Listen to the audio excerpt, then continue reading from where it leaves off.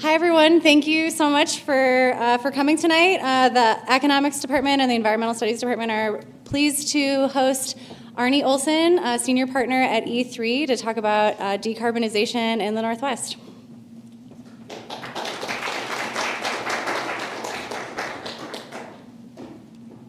Okay, yeah, thank you, Rosie, and thanks everyone for coming on a snowy night. It's a nice turnout. I wasn't sure exactly what to expect when I saw the snow coming down really hard this afternoon, so I'm glad everyone made it.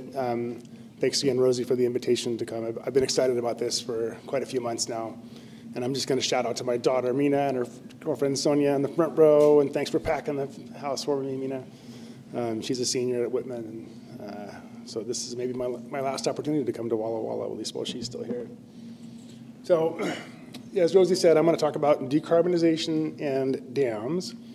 I'm going to start sort of broad, big picture on decarbonization of the U.S. and really global economies and where the carbon is and what the decarbonization pathways are and what we need to do as an economy to solve the climate crisis from the perspective of reducing greenhouse gas emissions. And we've done a lot of work in that area that I can share with you. I'm going to bring it home to the Pacific Northwest and talk about some work that we've done here in the region on how to decarbonize the electric power system in the Pacific Northwest. I'm going to zero in a little bit more on one specific topic, which is a really big challenge in decarbonization, but really in electricity systems in general, which is how to ensure resource adequacy, is how to ensure that there's power available when you go to turn the lights on and to turn your heater on or your air conditioning on, even during the most extreme weather. And that is a really big challenge that electricity system planners are focused on. But it becomes bigger when we're trying to move towards cleaner but maybe more variable sources of electricity. So that's a very specific topic. And then from there, I'm going to go very, very even more specific down into some work that we did for the Bonneville Power Administration on what it would take to replace the energy services that are currently provided by the 4 Lower Snake River dams, which I understand is a topic of some interest on the campus here. So that's the agenda for the evening, and I'll try to get you out of here by 10:30. Just a little bit about me first. I grew up in East Wenatchee, Washington. If you're a power sector person, you might think of that as mid-Columbia or mid-C. My electric provider was Douglas County Public Utility District. Eastmont High School there, I came down and played football against the people at Hanford. Went to the University of Washington from there. I got a degree in mathematics and statistics, and ended up with a master's degree from the University of Pennsylvania, and spent 6 years in Olympia at the Washington State Energy Office, working on state energy policy issues. And from there, I moved down to E3 in 2002. I've been there for 23 years, in which time the consulting company that I work for has grown from 13 people to like 130. It's been a really exciting ride. Growing up in Wenatchee, I was always sort of very personally aware of the dams, not just because we went on field trips to Rocky Beach Dam, which has a really nice visitor center if you ever have a chance to go there, but just because you drive north and there's a dam, you drive south and there's a dam, and you keep going and there's another dam. And always just sort of felt viscerally the fact that this really wasn't a river anymore, it was a series of lakes. And not really, fully understanding at the time all of the decision making that goes into making those decisions to build those facilities, and not really understanding and really just wishing viscerally that I could see a free flowing river. And so I think I always sort of had that in my mind, even when I got this energy master's degree, working and really learning about the international petroleum industry and like where most of the energy is actually coming from. I think always had this yearning to work on electricity issues in the Pacific Northwest. I since have gone down to E3 and have done a bunch of work in California and a bunch of work now back east on doing planning and really focusing on the energy transition. We're the largest consulting firm that focuses on the energy transition. You can see we have offices in 5 different locations, including in Calgary. I'll note that we work for a wide spectrum of clients. When you do consulting, all of your work is kind of project-based, or most of it. It kind of depends, but most of ours is project-based. So a company, a group, an organization has a problem. They hire us to help solve the problem, give them some data, give them some analysis. We take great pride in our data-driven approach, because we really try to zero in on what exactly is the data telling us. We're not the decision makers, so we just provide information to the decision makers. Our goal is to help them make decisions that are as informed as possible by the facts. And I think that's what's respected around the industry, and it allows us to work for, utilities, Puget Sound Energy, Bonneville Power Administration, Seattle City Light, Hawaiian Electric, a lot of renewable energy and conventional energy developers, Next Era Energy Resources, Iberdrola, TransAlta. But then also we do a lot of work for the public sector. In particular, I support the California Public Utilities Commission, which does most of the energy planning for the state of California. And we also have a big role in New York with the New York State Energy Research and Development Authority. So it's really about a third, and do a fair amount of work with a number of nonprofits as well, including Earth Justice, Nature Conservancy, Natural Resources Defense Council. So, I'm going to bring, I think, a fairly broad perspective from the energy industry lens. A lot of the topics that I'm going to touch on here, there are many other lenses besides just the energy lens that are important, and I'm not going to give you those parts of the story. I don't have expertise to talk about fish in the Columbia River or riparian habitats or bird and bat issues with wind farms. There are specialists that can come and talk about those, and you should listen to them because they have important stories to tell. My story is about the energy sector and the role that each of these different types of resources plays in decarbonization and helping us solve what it really is the biggest environmental challenge that we all face, and the one that almost makes the other ones pale in comparison, just given how destructive the climate change can be and is already being to our natural environments. So first section I'm going to go into is just sort of how we think about decarbonization from a global and economy-wide perspective. I'm going to start just by telling a little bit more of a story about E3 and how we came into this, because it sort of helps to tell the story. So E3 got involved with this through some work that we did way back in the kind of early 2000s, after California became the first state to pass a cap-and-trade bill. It was passed in 2006. The cap-and-trade program was finally implemented in 2013. But there was a lot of work, as you can imagine, in between to sort of figure out how to implement the regulations, what they should entail, not just the cap and trade itself, but there are a number of complementary policies, including renewables portfolio standards, low carbon fuel standards, a variety of other things. So the Air Resources Board had to do a lot of analysis and issue rules to help support all of those different programs. And so we were one of the firms that helped do some analysis to help them decide on what those rules ought to be. Part of how we got there, and I'm going to talk a little bit about this model that we built called Pathways. I mentioned that we do a lot of work for industry, and there are some people that will say that any study that's funded by industry is automatically suspect, and they're right. Every study that is funded by anybody is automatically suspect because everybody has a perspective that they're trying to promote with that work. And so you should take everything with a grain of salt and just understand the perspective that it comes from. But that isn't to say that there isn't good science and good work being funded by industry, because a lot of really good and really important science is funded by industry. They very clearly only fund things that are in their business interests. But if we're going to solve the climate crisis, we need to make it in someone's business interest to make the investments that are needed in all of the facilities and all the infrastructure to deliver clean energy to where it's needed. It needs to be somebody's business. But you should, take that with a grain of salt, certainly. I say that because the very first Pathways model that we built, and Pathways means looking at the entire economy, where the carbon is, how to squeeze the carbon out, what are all the transformations that are required all across the board. The very first one that we did was funded by British Petroleum. They had the idea to build a power plant in the Los Angeles basin in Long Beach, of all places, to burn petroleum coke, which is kind of like coal, except where it comes out of an oil refinery. It's a byproduct of an oil refinery. It's a product they didn't have much use for. They thought, why don't we just burn this petroleum coke in this power plant, and we'll take the carbon emissions, we'll capture them, and we'll sequester them underground in the Los Angeles basin, which has the geology that's necessary for that. So it has the right geology. So, it was an idea that was dreamed up by, clearly, scientists who never come out of the lab. Because the idea of building a plant like that in Long Beach, of all places, the Los Angeles basin, air quality, problems central, obviously never got off the ground. So that project, died a slow death.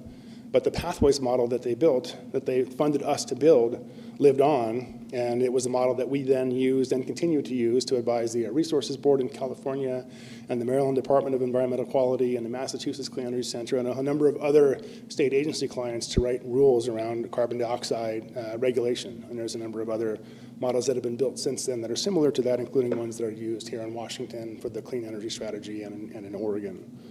So not everything that comes from industry is automatically bad.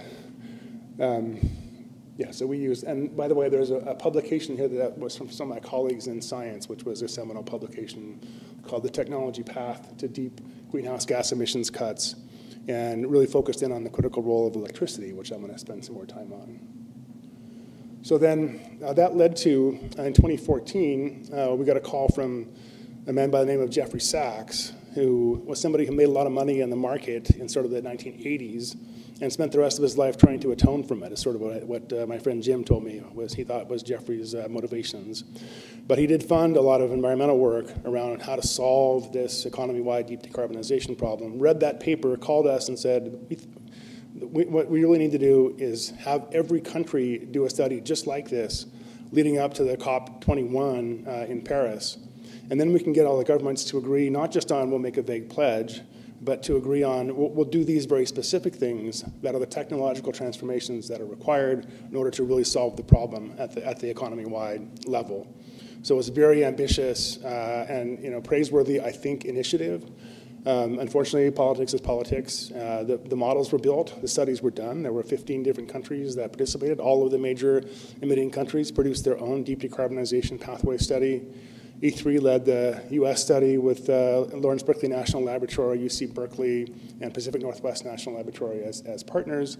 And I'm going to talk a little bit about just what we found. I'm not going to go into details, I promise, but I want to at least paint the picture for you about what the types of transformations are that are required. So in order to know how to remove carbon from the economy, you have to first know where it is.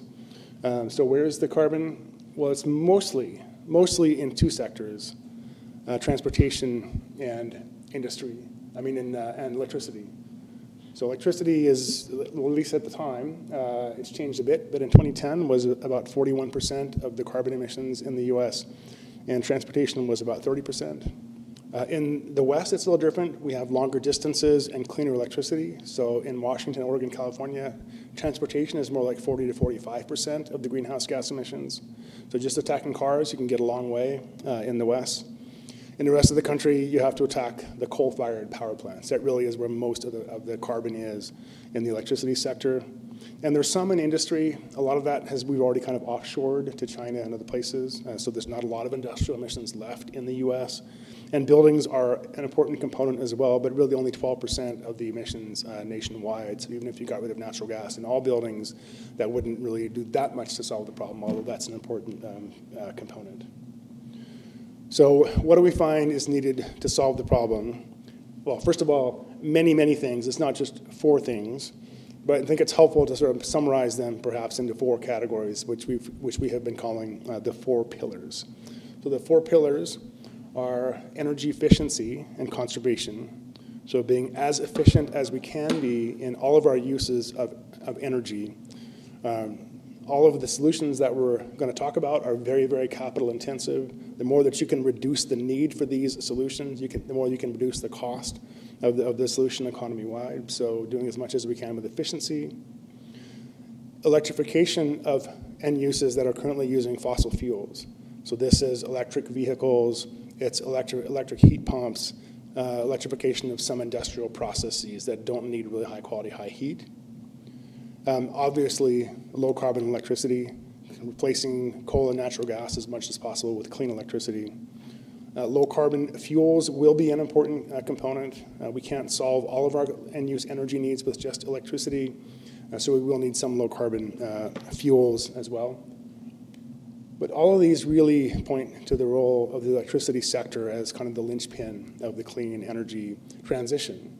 It's the linchpin because of all the work that needs to be done to reduce carbon emissions in the electric sector directly in order to serve the new electric demand or electric load that is created through electrification, especially of transportation and buildings, and potentially through using clean electricity to create synthetic fuels such as hydrogen or methanol that can serve as some of the clean fuels that we talked about. That can also be, the clean fuels can also be biomass-based fuels. There's been a lot of interest in that as a potential solution. The chemistry is much easier, but it's really challenging to think about using biomass to create fuel on a mass scale, just with all of the land use and existing uses of that biomass. So we've never been very optimistic at E3 that that will play a very large role. Although in something like air transport, that might be a place where you need to use some kind of plant-based methanol. So all of our cases have electricity demand growing and growing quite rapidly. This is one on the bottom right here is a California example where the dark wedges on the bottom are existing end uses, which we're keeping relatively constant through 2050 through conservation and efficiency, even as the economy grows and the population grows. And the light blue wedges on top are the increased demand from buildings and transportation. You can see it's quite a significant impact on electricity demand. So it all kind of points back to the power sector. So in our nationwide cases, electricity demand doubles by 2050. And shifts almost entirely, not quite entirely, but almost entirely to clean sources by 2050. And how far you can get depends a bit on how technology develops over time. But you can see that there's, wind energy is growing very rapidly, solar is growing rapidly, hydro is kind of staying the same. Nuclear generation is also growing quite rapidly in these scenarios. Fossil generation is declining. And sort of in this study, sort of in the late 2040s, we start to look at carbon capture as a way to just be able to continue to use the very, very convenient and low-cost fossil fuels as and when we need them, but then capturing the carbon and burying it underground. So this is one version of a pathway. There are many other pathways out there. That's why we called the model pathways, is because there's not just one necessarily. But you need to understand that each one of them leads you to a place in 2050 where you want to be. You have to have the end goal in mind as you walk down the pathway. And part of why that's important is because you want to avoid solutions that only get you part of the way. So let's say compressed natural gas for vehicles. In the 2000s around then, there was actually a lot of interest, especially from the gas industry. And why don't we just convert all the gasoline-powered cars to natural gas? They burn much cleaner. There's much less pollution in the air, and there's much less carbon emissions from that. And so that seems like a good idea, right? And, it's not a bad idea. But it doesn't get you to where you need to get to by 2050. Because if all your cars are burning natural gas in 2050, you're not at 80% reduction below 1990 levels for the whole economy. That leaves too much carbon in the economy. So if we invest a lot of money in that technological pathway, it's kind of a dead end, and we don't ever get to the end where we want to be. So that's why you need to kind of start in 2050 and work backwards from there. This is. I'll probably go through this one relatively quickly, but this is like a diagram of the energy flows in the U.S. economy. It starts kind of starts over here with primary energy sources. Today it's mostly just these three. It's natural gas, coal, and petroleum. It's hydrocarbon-based, fossil fuel-based energy. That's where like 90% of our primary energy today comes from those three sources. And little bits comes from nuclear and hydro and biomass and some of the other sources. As what's shown in the middle are all of the transformations that are required. There's petroleum refining. There's combustion of fossil fuels to make electricity. You can see that what comes out the right is much less than what goes in at the left.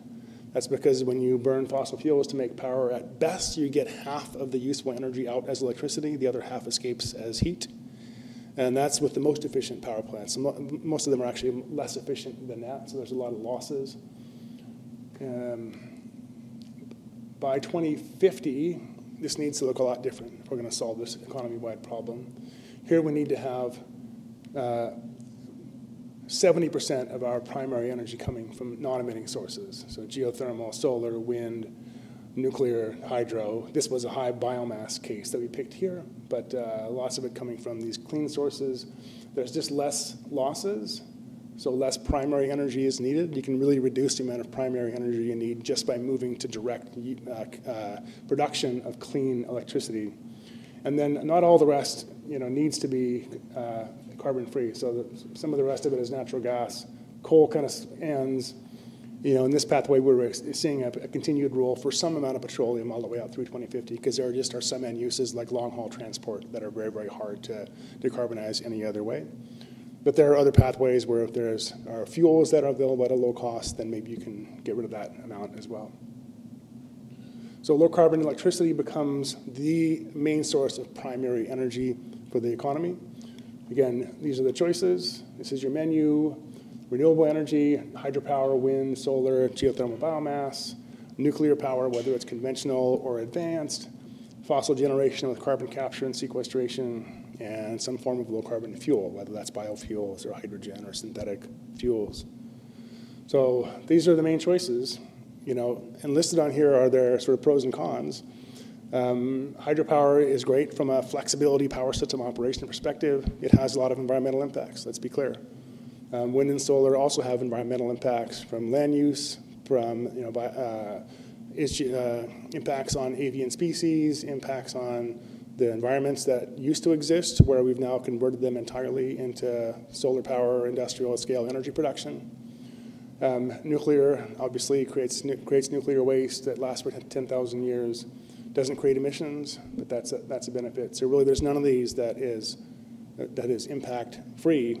And all of what we have to do is evaluate the trade-offs as to when and where it's appropriate to use each one of these to get to a place where we want to be in 2050, which is a low-carbon economy that's affordable and meets our other environmental goals. So this is just a little bit of information about where the wind and solar is in the country. This starts to get into the question of which solutions are appropriate in which regions. This is the wind, like a wind map, and the best wind you can see is right here in the Midwest. They call that the Saudi Arabia of wind. Very, very high wind speeds, lots of potential, not a lot of people there. So if you want to put your wind farms there, you need to build a lot of transmission to get it to somewhere else. The Northwest, there's a little bit of good wind in some spots, in the Columbia Gorge, eastern Washington, but it's not purple. It's brown, which means it's lower wind speed. It's not great wind. It's pretty good wind. It's not great wind. Other places like the eastern seaboard, you just really can't imagine building a lot of wind near a lot of the population centers in the east. Same thing with solar. It's very concentrated, obviously, in the desert Southwest, where it's sunny. A little bit in the southeast as well, although the cloud cover there really cuts down on the production. So Idaho actually has better solar than Georgia does, even though it's that much farther north. But it's not everywhere, and so you can't just build solar everywhere and expect that that's going to be a good low-cost and cost-effective solution. And the biggest problem is going to be in the Northeast, where they don't have either any good wind or any good solar, and they have a lot of people. So that's the biggest challenge. They're looking to go offshore to build offshore wind. That's very challenging, very costly. A lot of port facilities, et cetera, are required. So they're really trying hard to stand up that industry. It's facing a lot of headwinds at the moment, no pun intended. All right, so in terms of the costs, we don't know how much this is all going to cost. We really don't know, but it's not going to send us back to the Stone Age. Let's be clear. So we've done our best. There's a lot of capital investments that are required that are offset by less expenditure on fuel. So it all depends on kind of what you expect the cost of oil to be in 2048. My crystal ball isn't good enough to give you that answer. But our best estimate is that it's less than 2% of the U.S. economy. The U.S. economy grows at, let's say, 3 or 4% per year, so maybe half a year's worth of growth in 6 months we can grow back into what we lost by doing all of this transformation and solving the climate crisis. That feels like a good bargain to me. I want to just note this quickly and move on, that stock rollover is a real issue. These changes happen slowly because the capital stock that people have has long lifetime. And so it takes a while for until someone's ready to buy their next car. Cars last on average about 15 years. So even if we convert all new cars by 2035 are some form of electric car, full EV or a plug-in hybrid EV, we still by 2050 would have some gasoline cars left.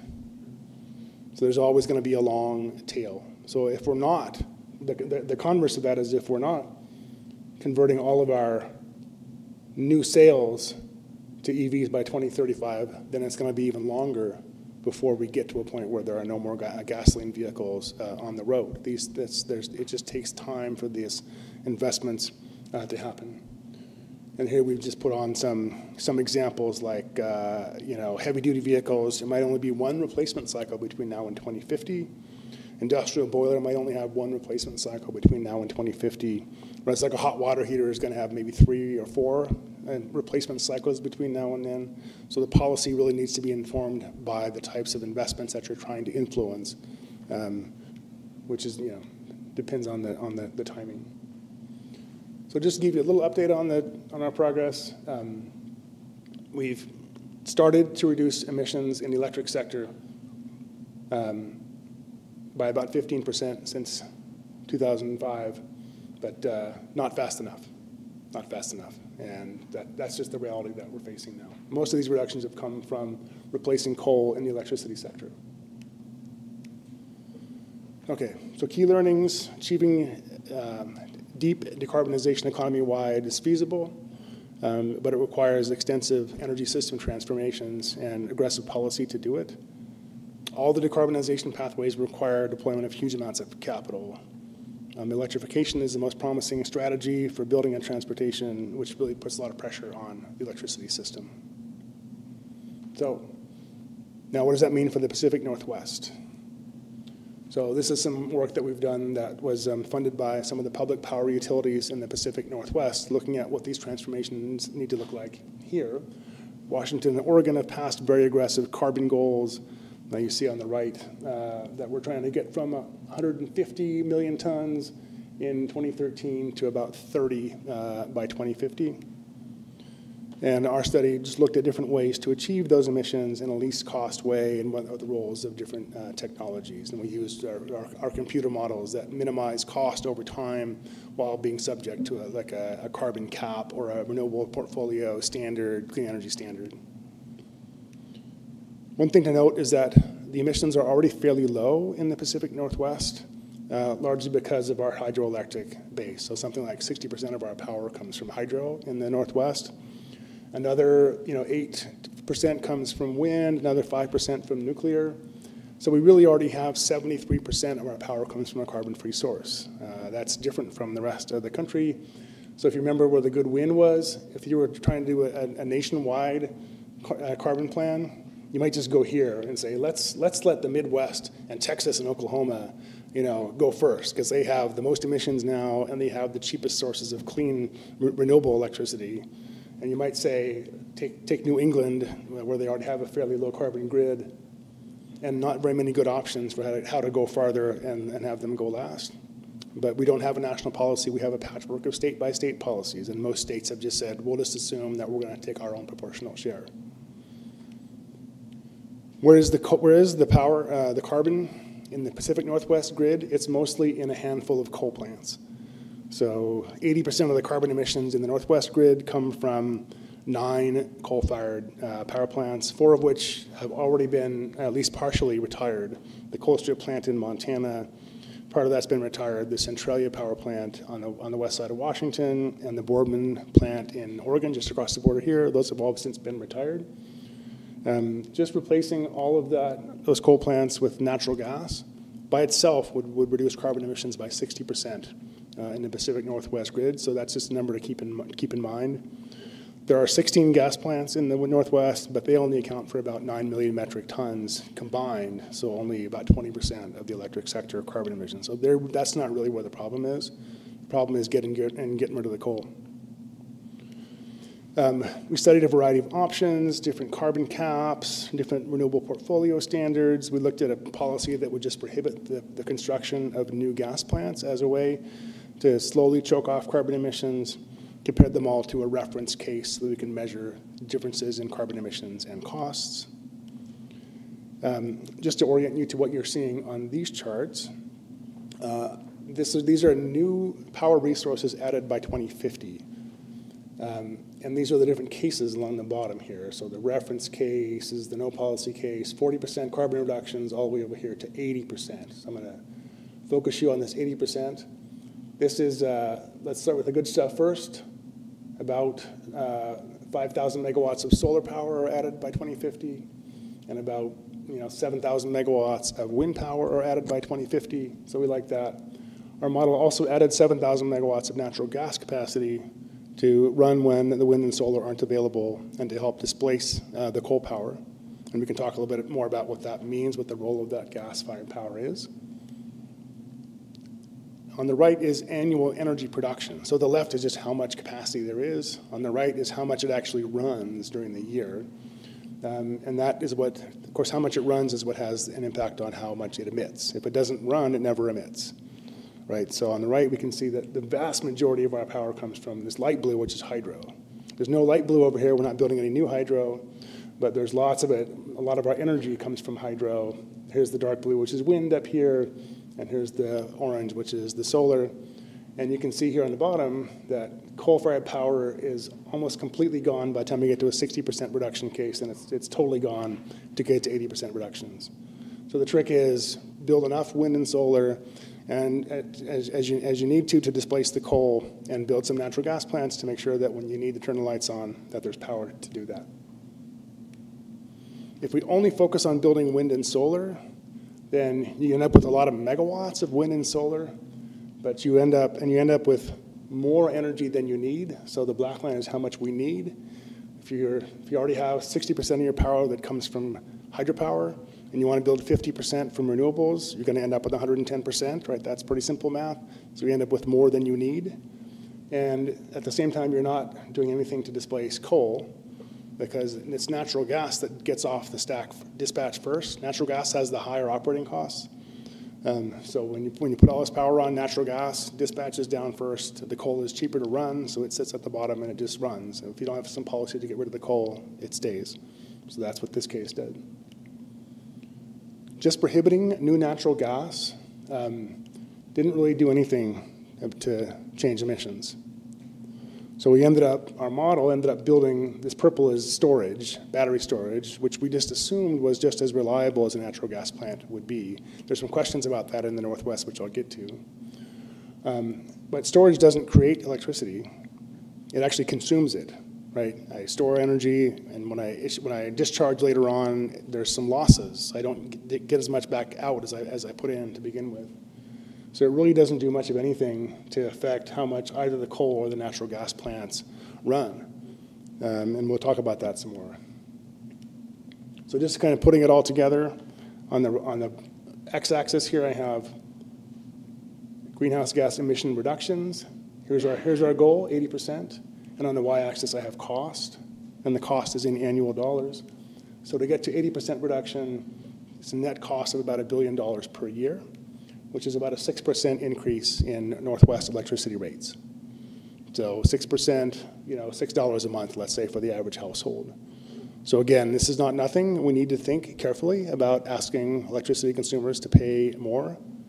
Climate policy shouldn't be about punishing the working class, punishing disadvantaged communities that don't have the ability to afford as much electricity as they would like. So we need to be very careful about that.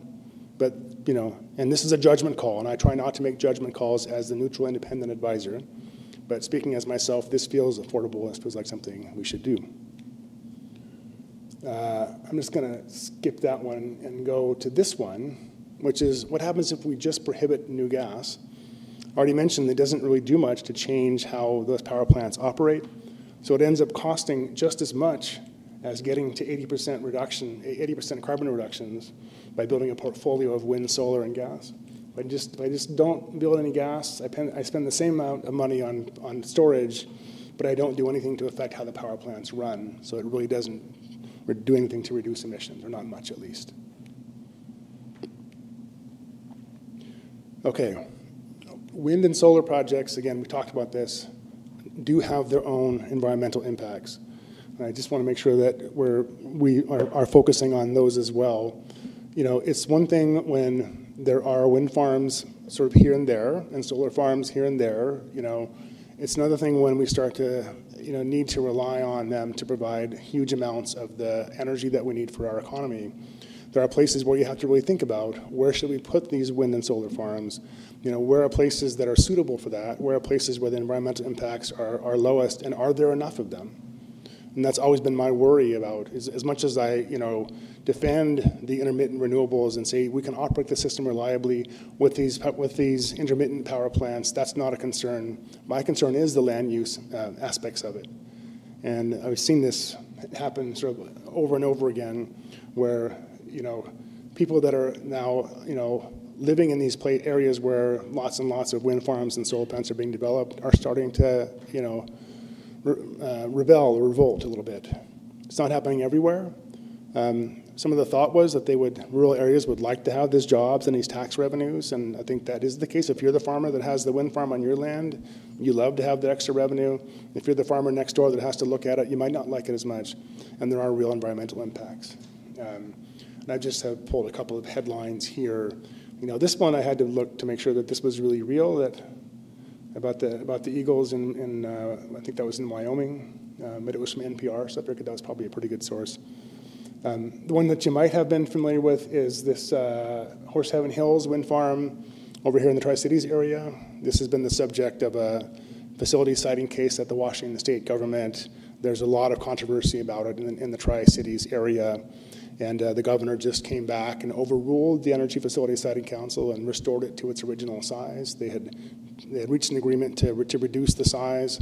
The governor wanted it to be larger, and I do know some people that are up in arms about that in the Tri-Cities area. Again, I don't know. I don't know how to make that trade-off between the value of that clean power and, you know, the visual impacts and the other impacts from having those facilities in your community.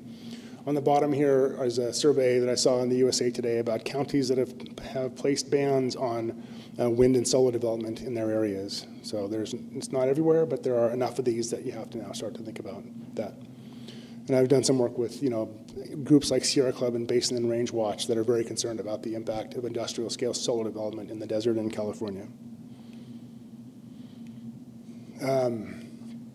I'm just gonna skip over that a little bit, I think, in the interest of time. I do want to note that these clean energy facilities, you know, where you have to put them is often in very specific locations, especially wind energy. There's not good wind resources everywhere. They're in very specific locations. They're in the Columbia River Gorge area, right around here in the hills around Walla Walla. They're in the Snake River Plain, and they're on the eastern side of the Rockies in Montana and Wyoming, which means that new high voltage transmission will be needed to deliver large amounts of energy from those places to where it's needed, which is mostly on the west side of the Cascades across a range of mountains. So here's another energy infrastructure which will be needed to deliver this to where it's needed. All right, so key learnings. The lowest cost way to reduce carbon in the Northwest grid is to replace coal with a combination of efficiency, renewables, and gas. Renewables will play a critical role, but if you just have a renewables policy, it doesn't do anything about the coal. And remember, the coal is where the carbon emissions are. Prohibiting the construction of gas does little to reduce carbon, but it adds a lot of cost. And there's nothing that has no environmental impact. You know, it's all a trade-off between impacts of some resources versus another, and what's the right mix. Okay, now I'm going to just, in the interest of time, maybe speed up a little bit and talk about reliability and why it is we might need those gas plants. I know that people don't like to hear the message that maybe we need to build new gas plants when we're trying to decarbonize. It's a bit paradoxical, but there's a good reason for it, so bear with me. This is a day out of our simulation, a really cold winter day. On a cold winter day, it's typical that there's not very much solar production and not very much wind production. Why is that? Well, it's in the winter, so even if it's clear, you don't have very many hours of solar production, and as far north as we are here, the sun's at kind of a low angle, so you can't expect solar to do much to help you with your wintertime problem. It also tends to be true that whenever it's really, really cold, there's no wind. Why? Well, because the cold weather tends to happen, there's a front that moves through, and while the front's moving through, it's really, really windy. But once the front moves all the way through, then there's an area of high pressure behind it, and that's where the cold temperatures settle in, is in this area of high pressure. And they typically are large areas, and when you're in that high pressure area, there's no wind. It's still. There's no air movement, and you see that in the Columbia Gorge from the record, which I'll show you in a minute. So on this day, we had very little wind and solar production. In the Northwest, because most of our energy comes from hydro, we're subject to drought. So 2001 was the last time we had a very dry, low water year. And we had some big problems with electric reliability during that year. We haven't had one since, but we will have another one. We need to plan our system to be able to perform during those events as well. So what's happening here is that this gray wedge on the bottom is the natural gas filling the gap. That's what gas does. It fills the gap between the electric load, which is the sort of black line on top, and which you have available from the lower cost sources, which are the wind and solar. If you don't have the gas, what you have is a big gap, not enough energy to serve all of the demand. And here's just an example of, in our simulation, here's the production capacity from the wind is this whole area, and what we got from the wind on that day was this dark shaded amount, so not very much, and the same for solar. And the same for hydro, because we picked this out of a drought year.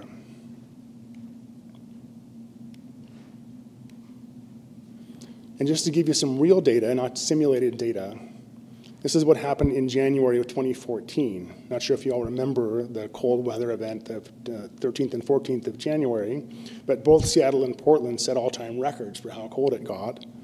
So I picked out some data from wind on the Bonneville Power Administration system, which is where most of the wind is in the Northwest. And on January 13th, let me back up. There's about 8,000 megawatts of wind connected to the Bonneville system. For January 13th, the whole day, the average production was about 567 megawatts. So very, very low. And on the bottom there, I totally cherry-picked these numbers. I found the longest period with very low production.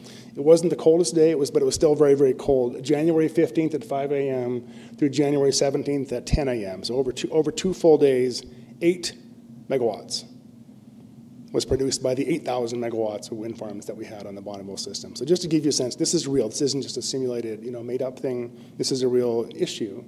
This isn't to say that wind isn't a great source of energy. It is. This isn't to say that we shouldn't build wind. We should. It's just that we can't expect it to perform during these times, and these times happen to be when we need it the most. Similarly, this on the right is from Montana. This is Montana wind from Northwestern Energy. And this Friday and Saturday here, this was January 13th and 14th, the coldest days. And this green area here is the wind. And on those days, it went to just absolutely zero in Montana as well. So just to give you some real data points as to why we have a problem here that we need to solve. And we put it all together to model what a 10-day bad week might look like in the Pacific Northwest. So this shows, again, the black line is electric load over that time period. It kind of goes up in the day and down at night. On the bottom here is our nuclear power. This is the hydro here. It's kind of flexing up and down as hydro does to serve load. And this green here is the wind and solar production. Right here in the middle, day 5, we have a cold weather event, so the electric load goes up really high. At the same time, the renewable energy production tends to go down. And because we're relying on this variable source of power for lots of our energy, we end up with a big gap. And this big gap is what we call a loss of load event. In effect, it's rotating blackouts. This is what would happen on this simulated day, is you wouldn't have enough power, and you would have to go circuit by circuit and say, you're off for an hour, this next one's off for an hour, this next one's off for an hour. That's every utility is prepared to do that if they need to. They always plan not to do that, but they can if they need to. And it's not just a small problem. You can see there's a big area. On this day, almost half of the load can't be served. So, this is a big problem that we need to make sure that we can solve. And just to give you, again, some real data to show that this isn't just a made-up thing from our model, I have here what happened in Texas with Winter Storm Uri in February of 2021. And I made that other graph in 2019, 2 years before this happened. And when I saw this graph in the New York Times, I thought, this looks just like my graph. Except for in Texas, the problem wasn't wind and solar. In Texas, the problem was the natural gas didn't work because it got cold and it froze up the wellheads and it froze up the gas processing facility. Gas was the problem in Texas, despite what the politicians will tell you. But you could have big rotating blackouts, and they did in Texas, and dozens of people literally died because they didn't have heat in their homes. They died of hypothermia in their own homes. So we can't have that. This is not we won't have a transition if people associate this with clean energy, clean electricity. So we have to be able to solve this problem. So, if we try to solve the problem with just wind and solar, you have to build so much just so you can get a little bit on that worst day that you end up having to way overbuild the system. You have way more energy than you need. It costs $1 gazillion, and you can't imagine just building all that wind and solar. Here's the cost of that case. It's it's way up here. All of the other cases are way down here, and this is way up here because of all this just stuff you have to build. So it's just not feasible. And here's all the renewable power plants that you need all over the Northwest. So it's just this solution doesn't work. So instead, what you need is some form of firm carbon-free power. So you need something like nuclear, something like carbon capture, something like hydrogen. Maybe it's very, very long-duration energy storage, although there's lots of storage already embedded in the Northwest hydropower system. So you can't really get there without some form of these technologies being ready to go, being commercial and scalable.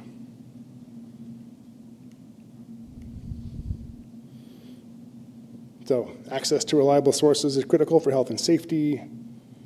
The biggest challenge we have for electricity system planning is how to supply sufficient power during extended periods of high loads and low renewable energy production.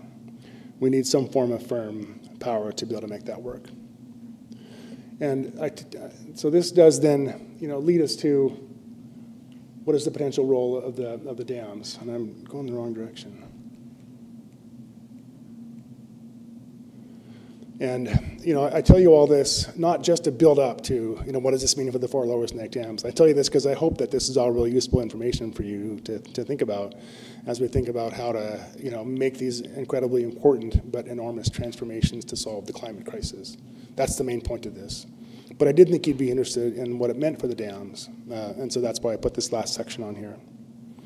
So after we had done all that work that I showed you before for groups of utilities in the Northwest, the Bonneville Power Administration, which hadn't participated in those studies, said, well, what would happen if you use those same models to help us understand what it would take to replace the energy services that are provided by the 4 lower snake dams? So they hired us to do that study. Here's a link to it. Maybe just to back up for a second and talk about the Federal Columbia River Power System. I think this is an important thing for everyone in the Northwest to know about, even if you're only here for 4 years. That 60% of our energy that we talked about that comes from hydro, it mostly comes from federal dams. And these are dams spread throughout the Columbia River Basin. Upstream in Montana, right up here in Idaho at Dvorak, and at Grand Coulee are storage reservoirs. What that means is that these are reservoirs, dams operated by the Army Corps of Engineers mainly for flood control. It's mainly to keep Portland from flooding during a big spring runoff event. It used to flood. So now they put these dams upriver to store the water, so we keep Portland from flooding, but then we also can use the water throughout the year. They can release it to help cool the river, which helps the fish. And they can release it to help make power when we need it, which is sometimes it's all the way until the next winter. So the dams upstream are the storage reservoirs. Most of the dams below that, including the Mid-Columbia dams, which are, oops, I keep doing that. Mid-Columbia dams, which are the ones in red there, near where I grew up, The 4 lower Snake dams and the 4 lower Columbia dams are what's called run-of-river. So they have day-to-night reservoir storage. They don't have like days and days and days of reservoir storage. They do have the ability to flex up and down during the day and shut down a little bit at night. But mostly they rely on water that comes from the larger reservoirs upstream. There's also, it extends up into Canada, so there also are massive storage reservoirs on the Canadian side of the border that are operated in cooperation with the U.S. projects through the Columbia River Treaty, which is a treaty that was put in place in the 1960s when the Canadians built out their portion of the hydro projects, and is currently had been being negotiated between the Biden administration and the Canadian government, and now is up to the new administration. The power from the Columbia River system is sold by the Bonneville Power Administration, mostly to public power entities in the Pacific Northwest. I want to also note that the projects don't just provide power. In fact, many of them were built for other reasons, for irrigation, flood control, and for navigation. So all of them are multi-purpose projects. So they asked us to evaluate the energy services provided by the 4 lower Snake dams. Those are the ones there in red. They're very nearby to here. Looking at those projects specifically, there's about 3,483 megawatts of total capacity. About 2,300 of that, which are what we would call firm, available really whenever you need it or when you need it the most. Only about 900 average megawatts of energy, so only about 25% capacity factor. That's fairly low. Most of the dams are in the kind of the 50% range. So the Snake is very much a seasonal river, much lower in the summer and much higher in the winter. They do provide a number of other grid services. I mentioned the energy storage, and they also provide operating reserves. And let's be clear, they have very significant environmental impacts, and especially on the salmon runs on the Snake, which because it's a seasonal stream, because it's prone to high temperature issues and low water flow issues, it was never a really very productive salmon stream, but in a sense then the fish that are in that river are more endangered than the ones that are in the Columbia, where they were always more populous. So let's be clear, those are very important impacts. I'm not here to talk about them because I'm not an expert, but they are important and we need to know about them. So how would you replace them is in effect the question, and I talked about the models that we used to do that. So just to probably skip quickly to the punchline. Here I'm showing you in the dark blue here what was provided by the 4 lower Snake dams. So that's 3.5 gigawatts or 3,500 megawatts of total capacity, 2.3 gigawatts of firm capacity. So to replace those, we ran a whole bunch of scenarios. I'm just showing you one. And we built about 1,000 megawatts or a gigawatt of wind, gigawatt of solar, and almost 2 gigawatts of, in effect, natural gas. But we call it green because it's natural gas. We were modeling a zero carbon scenario. So it's natural gas plants that you could over time convert to hydrogen as and when that fuel becomes available, and then they could operate as a dispatchable power plant with carbon-free fuel, or at least carbon-neutral fuel. So looking at what that means now for the energy generation, most of the replacement energy that does come from the wind and solar. The hydrogen generators that we built really didn't run very much because they're very, very expensive, and we built enough wind and solar to, in effect, replace all of the energy. And the cost is really fairly extensive. It's between $400 and $860 million per year. Remember, I told you the cost of the entire transition in the Northwest is about $1 billion per year. So this increases the cost of reducing carbon emissions by 50 to 80%, and that's $100 to $230 per year per household, or an 8 or maybe even as high as an 18% increase in electric rates. And again, remember, a big and important component of the transition is electrification of transportation and heating. So if we want people to adopt electric cars and electric heat pumps, we really need to keep our electric rates low so that they have the incentive to make that transition. If we want to be in an absolute zero scenario, you can see where this is going, because I kind of already showed you what these cases look like. But if you want to have no new combustion resources, no new natural gas plants, then you really, and just replace it all with wind and solar, this now becomes, very, very expensive, extraordinarily expensive, $3.2 billion per year, because again, you're having to build the wind and solar to make energy during the times when they're not very good at making energy, so you have to end up overbuilding the system to do that. So this could be as much as $800 per household per year. So really the main thing I want you to take away from this is that the Fort Lower Snake dams are an important source of clean energy, but especially energy during the times when you need it the most, when it's really cold and the wind's not blowing and the sun's not shining. The dams have an inflow of water, and they have the ability to store that water and produce electricity during those time periods. Replacing those, the energy services is possible, but it's extremely costly. If we did have a scalable source of clean, firm power, that would make this much, much easier. So we just modeled hydrogen, hydrogen-powered gas turbines, assuming that they exist. They don't really exist today, and the fuel doesn't really exist today. And so when we presented this to this Council on Environmental Quality at the White House, that was a big question mark. Why are we replacing it with this and not something cleaner? We had to go through this whole story of how you keep the lights on a low carbon system in order to really make that point clear. And the question we got back, which is really interesting, I thought was a great question. Well, if you only need these for a few hours of the year, only during these times, then isn't this a huge environmental impact to have all this water backed up and all these projects built, and just to solve that problem? And I said, yeah, it's true. And I don't think you would make that decision today to build those dams, knowing how many other alternatives are out there, and knowing that you could solve that problem just by building gas-fired power plants, where each of those dams is today. I think it is a different question now that the dams are in place, and all the cost and all the stuff you have to do to put the river back to the way that it was, that I'm not sure it's the same question. It's not a two-way street there. The questions are different, in terms of what do you do now that the infrastructure is already there. So with that, I hope that was helpful and interesting, and I know I talked for a long time. You all were very attentive, but I think we have lots of time for questions. So thank you.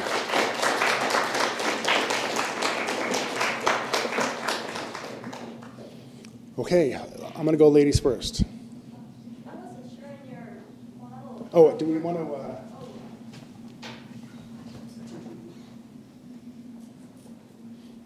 I wasn't sure in your model how you were accounting for increased energy demand from data sources, artificial intelligence, cryptocurrency mining, and so forth, especially if energy prices stay low.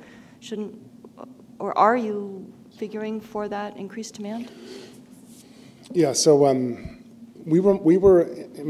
I pulled things from a variety of different studies to put this deck together. So I'll say that in some of them, we were accounting for the amount of increased electricity demand that would be required to decarbonize the building sector and the transportation sector and some component of the industrial sector. So in some of the studies, we had a lot of extra demand, from technologies that really aren't widely deployed today, but we expect and need them to be to solve the global decarbonization problem. These were all done, less than 18 months ago, which means that none of them have this massive new increase in electricity demand from data centers in them. This is really like 18 months ago, everyone looked around and realized we have a huge issue with how many interconnection requests there have been for data centers. So now we're seeing projections that data centers alone might cause electricity demand to double in some parts of the country. We think those are overblown, but there's no question there's going to be a significant increase in demand from data centers. That's going to compete really with utilities for maybe limited sources of wind and solar generation. It's going to compete for room on the transmission system. So it's going to make a lot of this a lot harder. They have promised to make some investments in these clean, firm technologies. So Microsoft and Amazon are both interested in small modular advanced nuclear reactors. Maybe they can use their big money bags to help solve this market transformation problem that our government doesn't seem to be very interested in solving. Yeah. You mentioned hydrogen over and over again this evening. How do you propose that it get produced without a net loss of energy? And is the only reason just because it can be stored that you would want it? Yeah, I mean, I talk about hydrogen not because I love the thermodynamics of using, solar power to make hydrogen that you then have to store in some facility, either compressed or maybe it's underground. You have to transport it by pipeline, only to put it back in the power plant and burn it at 30% efficiency. There's huge losses from that process. So I'm not wild about hydrogen as a solution, but we need something that can turn on and run during that long period when wind and solar isn't available. So even if the fuel is really expensive, the model is selected as part of the least cost solution, depending on what other solutions are available. So really, none of these are great solutions. Let's be honest. Like nuclear is very, very expensive. Every plant ever has had big cost overruns. There's big problems with the waste. Carbon capture, you're still burning fossil fuels. You're still creating criteria pollutant emissions. You still have all the infrastructure to extract it and process it, and pipelines and everything else to bring it to the power plants. Is hydrogen the least bad of all those? I'm not sure. I have two questions. Yes. One is more historical, and you may or may not know this, but how much power did the Trojan nuclear plant provide for the system, and how might things be different had it not been decommissioned? Let's see. Okay, Google. So for the students who do not know, we used to have on the Columbia River a nuclear power plant that the voters decided to decommission when I was little. Yeah, I remember actually driving from Olympia down to Portland for meetings when that thing was running. And there was one time when it was like one of those low ceiling days in Western Washington, and then there was big steam coming out of the nuclear plant. And I didn't really understand then that it was steam, right? And it looked like it was just creating all of the clouds. And it was very dark, and it was very, very ominous, But it was up or downriver from Portland, right across from like Longview, Kelso area. It was decommissioned, and I want to say it was like maybe 1,000 megawatts, so maybe similar size to the Columbia Generating Station here in Hanford. Let's see if I can stall long enough to where I can find it. How big was it? 3,400 megawatts. Is that right? Can't be right. Anyway. Large power plant. I think they were having a lot of trouble keeping it running. The nuclear power industry had a long history of not being available, breaking down, needing expensive repairs, and that was like a lot of it was built before natural gas became really, really cheap. So when natural gas became really cheap and this big plant was costing a lot of money, they just decided to shut it down. They replaced it with not one but two natural gas plants on the same site. Okay, so my next question for you is, you were talking about how each state is sort of an entity unto itself because of the way just things work. Would things be simpler if we had a national power system than they are with a state-by-state system? Would the decarbonization be an easier process? I mean, clearly, yes, is the answer. Okay. Yeah, I mean, both physically, well, let me take it back. So physically, it's hard to imagine building enough electricity transmission to where it's really a big seamless nationwide grid. Like there were actually 3 grids in the U.S. There's Western, Eastern, and Texas. And to interconnect the Western and Eastern would require like hundreds of miles of high voltage transmission across long plains. So there's some sense in which our power grids will always be regional in nature. But we have now this really very awkward federal and state joint jurisdiction over different parts of the power system. The transmission is regulated by the federal government, the Federal Energy Regulatory Commission. All the utilities are regulated by the states. There's often jurisdictional clashes among them. If you had national policy that allowed us to do this where it's the cheapest, which would be Texas and the Midwest first, and then do New England last, because that's going to be the hardest and most expensive place to do. That would just all make so much more sense. And, we kind of got there with telecom, right? Telecom used to also be this weird patchwork of state regulation where you had to pay long distance to get from, across like the boundary to the next zone. That all got broken down by cell phones and everything else, long distance. But everyone's been expecting that to happen with power, but it really hasn't. So it really now is still kind of state by state regulated.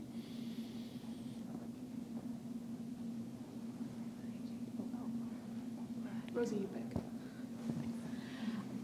Why is geothermal energy so little focused on, and why does it provide so little power in all of the graphs you've shown us? Yeah, geothermal, I always call it nice work if you can get it. Whenever there's access to like hot water that's close enough to the surface, then you can put some wells down, and if you're lucky, you can get a well that produces lots of hot water. And if you're near a transmission line, then you can build a power plant there. And so there are a handful of them around, especially in the West. But there just aren't that many places where you have hot water that's close enough to the surface. Typically, they're in like rural areas where there's not a lot of transmission facilities, and most of them have been relatively small. So conventional geothermal, it's sort of like, it's nickels and dimes. Every little bit helps, but it's not a big scalable solution.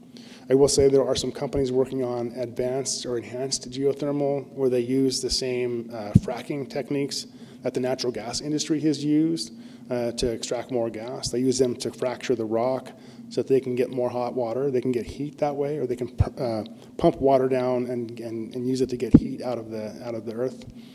And that shows promise for being maybe more scalable and useful in more places.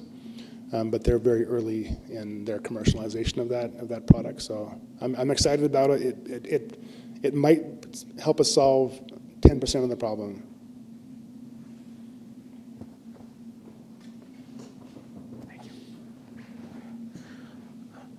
Hi, Arne.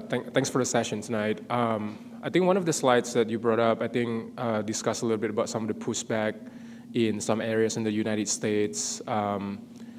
Perhaps, not wanting to have a wind farms or a solar farms. But I've always been curious, like, if there's any, perhaps at a county level, like for areas that converted to a cleaner energy, they're actually experiencing maybe say like increase in property prices, right? Like, I was thinking maybe there's correlation there that can help with some of this economic problem. Thanks. Yeah, I don't know how much of the opposition is, scientific in nature, let's just say, versus, guttural or visceral or maybe political. Let's be clear, wind turbines don't cause cancer, okay? You might have heard that rumor. Our former president might have said it. Not true. There are some impacts from it. I've heard people, I've seen some stuff about like the flashing from, the turbines as, the shadow, they go through the sun and it creates shadows. For some like neurodivergent people, that might be an issue. A lot of it might just be looking at them. For solar projects, that's a little harder for me to understand because they're not 600 feet tall. Maybe there's a fence around it. Yeah, and you're totally right. Not every place is not wanting to have these. Lots of places they're okay with putting them in their neighborhoods, and they're getting the tax benefits and the other benefits from the projects. So yeah, I don't know the answer as to why it's happening and why it's happening in some places versus other places. I just know it is an issue that the industry, the renewable developer industry is having to grapple with as they look for good sites to put, wind and solar projects.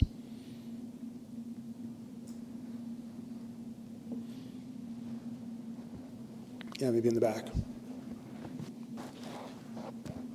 Hello. I was wondering if you happen to account for methane emissions from dams in your analysis, because they don't generate carbon dioxide, but I've seen that they generate quite a bit of methane equivalent. I'm wondering if you can consider that. Yeah, no, that's a good question. So just to be clear, when dams are constructed and areas are first inundated, that there's a lot of rotting basically that happens to the plant matter that has been inundated and methane forms under the surface and bubbles up, and that does create additional sources of greenhouse gas emissions. So Our analysis was just looking at direct at the power plant emissions. So we didn't also look at upstream emissions from natural gas producing facilities, fields, for example, which can be significant depending on where they are, or methane from like open pit coal mining, which also releases a lot of methane. So our assumption is in effect that a lot of those things kind of might cancel each other out with respect to most of the sources. And they can be quite varied. Like in the cold climates, there's much less methane than in like a tropical climate. And it depends a little bit on what the type of flora was and what the geology was of the area. So it's complex. It's a topic that I think is still being researched, but it is an important source of methane, so you're right about that.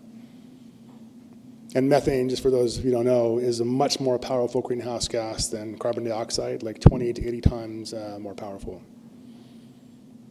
And then I also just had a follow-up question regarding, I guess, the path forward. I'm wondering what your biggest concern is for the future in terms of U.S. decarbonization. Like, is it technology? Is it policy? Is it funding? What's the biggest problem you foresee? And honestly, like, do you think we're going to achieve what we need to achieve? I'm wondering that. So I tend to sum it up this way. We can get to 60% economy-wide carbon emissions with just a handful of technologies that exist today, right? Solar panels, wind turbines, lithium-ion batteries, and electric heat pumps. Those are commercial technologies that we know how they perform. And so the challenge for those technologies is implementation. We need to roll out as many of them as we can, as fast as we can. So things like the Inflation Reduction Act, and tax incentives for wind and solar are exactly the right thing to do. Let's make those cheap, put federal money into them. Let's build them, as many of them as we can, as fast as we can. So no, we're not doing it nearly as fast as we need to, and that's a huge concern. It's also a huge concern that now we've had a change in administration, and who knows what's going to happen to any of those policies? Maybe they don't even know. There's a lot of smoke flying around in the air right now, and I don't know what they're trying to hide behind all that. But it's not good, whatever it is. So no, we're not doing it nearly fast enough. The new technology is needed, and we need to be investing in new technology as well to solve the last mile, last like 10, 20, 30%. And we're not doing that fast enough either. Europe is doing some of it, China's doing some of it. If we can ever get back to talking to each other again, then maybe we can take advantage of, some of their research as well. So I would say my biggest worry is just that, the retrograde forces have taken back over, and their policy is pro-climate. Let's be clear, pro-climate change. Right? They're trying to undo everything that all of the previous administrations have done to promote the technological solutions, to cite renewable energy on federal lands. It's very purposeful. They're doing it to us because they don't like us. So, and it's spreading, not just in the U.S., it's spreading to other places too. But that, honestly, is my biggest worry. Sorry to get political.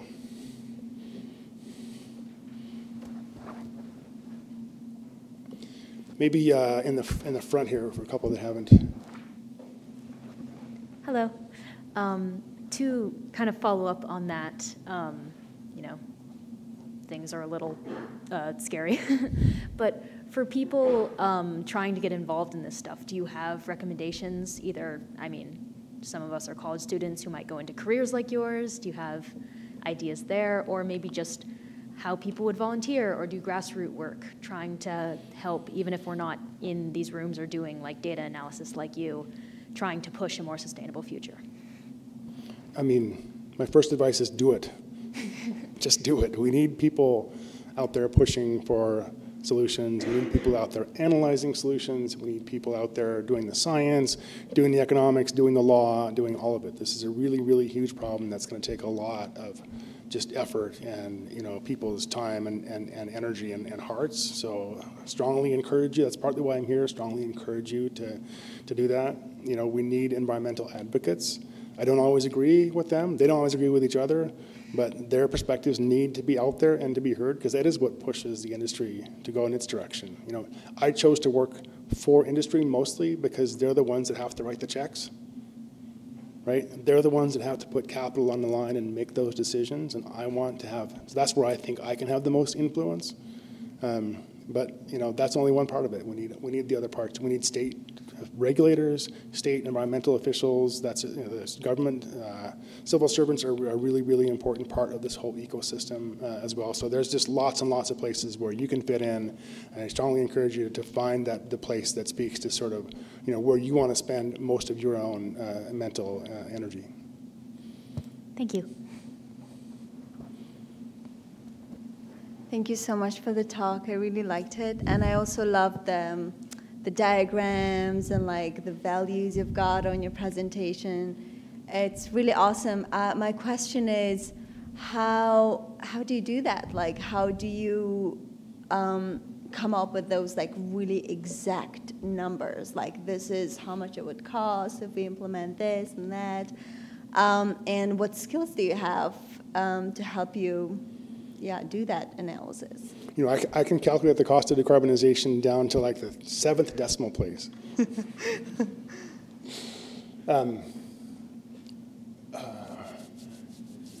It's so I was a math major. I think I might have mentioned that. So that helps, but quantitative skills, Python skills, learning about power system modeling. I'd say there are a number of master programs where you can learn about power system modeling, which is a great place to start if you want to get really deep in this topic. It's just finding the places to take you the next step, and then once you get out of one of those programs, you find a place where if you want to do modeling, then find a place that does modeling and keep knocking on their door until they hire you, and then learn as much as you can in that environment, and then use that to move on to your next thing. I mean, it's I'm really I can't be happier about the ecosystem we've created at E3. Because I didn't make any of those charts, right? I had a whole staff, a whole team of people that does all this amazing work and makes all these beautiful graphs. We have a graph of the year contest every year at E3, like what the most compelling, data visual to tell a story, which is always a fun contest. We have a lot of really smart people, but we're just one shop. There are many, many others out there. So, yeah, if you want to do the kind of modeling, let's talk, and I can help, point you in the direction. But there are lots of places that you can go to get that kind of background. Awesome, thank you. I have a short comment and a long question, but first I want to thank you very much for coming, and I also want to thank the students for coming to this important presentation. My short comment, because I couldn't hear you clearly about what you said about natural gas, is one might add the somewhat deceptive advertising by the natural gas companies in terms of the safety of having natural gas in our homes for stoves, et cetera. My question is about small scale versus large scale. Most of the things you were talking about today were relatively large scale. Do you have any comments on the importance of homes having solar panels, maybe even required, maybe even subsidized, and homes having heat pumps? Ideally water-based and not just air-based? Yeah, I'm 100% with you on the heat pumps. That's a really, really important part of the solution. Decarbonizing buildings is a really important part of the solution. I'm 100% with you on electric vehicle charging in the home, especially if you can have like level 2 charging and you can charge your car flexibly in your house. That's really, really important. To put solar on your roof, let's be clear. It's going to cost maybe twice as much to put solar on your roof as it will to put it on the ground in a flat open area, because they can roll it out with machines versus having someone have to climb on your roof. It's all a custom job, right? And the large-scale facilities will also produce twice as much energy because they can put trackers on that will track the sun throughout the day. Whereas your roof, if you're lucky, it has a south orientation. It's not going to have necessarily the right angle. Maybe there's some shading from trees, so it's going to produce a lot less energy. So, if we're trying to do this the least cost way, you wouldn't put it on certainly residential roofs. Maybe you'd find a way to put it on commercial roofs through, building materials and that sort of thing. That said, everything's a trade-off, right? So maybe the environmental benefit of having it on your roof and not on a patch of land is worth it depending on, what that patch of land does and all the environmental services that it provides, because it does provide some services, and there are ways to try to quantify those. But, generally it's very expensive to put it on roofs, and generally we actually pay more for it than it costs, because most of the way that is rolled out is through people spinning their meters backwards with their solar that they produce, which means they're in effect being paid at retail rates for what's a wholesale product, and they end up avoiding paying basically their share of the grid. They end up not having to pay for the grid that serves everybody. And if more and more people do that, then fewer and fewer people are paying for the cost of the grid. And the way that typically works is that it's the homeowners and the people with good credit and the people with money in their pocket who can afford to put the solar panels on their roof, and the ones that are paying for it are the ones that don't have all of those things. And so there's a huge equity issue there as well, and we're dealing with that in spades in California. In Washington, it's small. There's nothing to be concerned about in Washington, but in California, it's a huge issue. Maybe one more question. Oh, nobody has a question. Oh, okay. Oh. Oh no. Okay. I was at a talk last night. Somebody was talking about how much we're about to spend on nuclear with the new administration. And I want to say the figure was about some $2 trillion. So I guess, yeah, it's a time we're really struggling to find hope in this new administration. I'm curious from your perspective, a lot of these models look great, but now we're kind of in this whole new dimension. How do you see effective change today, and what do you see as the best path forward, I suppose? Yeah, the best path forward is to resist, right? During the last Trump administration, a bunch of the states stepped up and really ramped up their state clean energy policies. Now, they didn't have the federal government actively opposing them last time, which they will this time, so the road is going to be a lot harder, but it doesn't make it any less imperative for us to walk down that road and do everything that we can continue to. I don't know I hadn't heard the number that you mentioned about the nuclear, so I can't really comment on that. I do think nuclear needs to be a part of the solution going forward.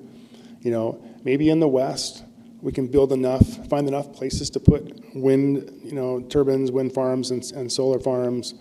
But in the Northeast, they're not going to find that, right? And in Russia, they're not going to find that. And they can do some offshore wind, but I think they're going to have a hard time making that scale as well. I'm not any more optimistic about that than I am about nuclear. So I think we need to be investing in nuclear. So if the new administration, does invest something in nuclear to help that technology get better, maybe they will have done at least one thing right. It was in reference to nuclear weapons development. Oh, no. Yeah. If we could somehow switch funding to this, it seems like we could solve it pretty quick. But. Yeah. I've been waiting for a long time for really comprehensive and helpful federal policy, and I guess we're just going to have to keep waiting a little while longer. Well, thank you, Arne, so much. Thank you all.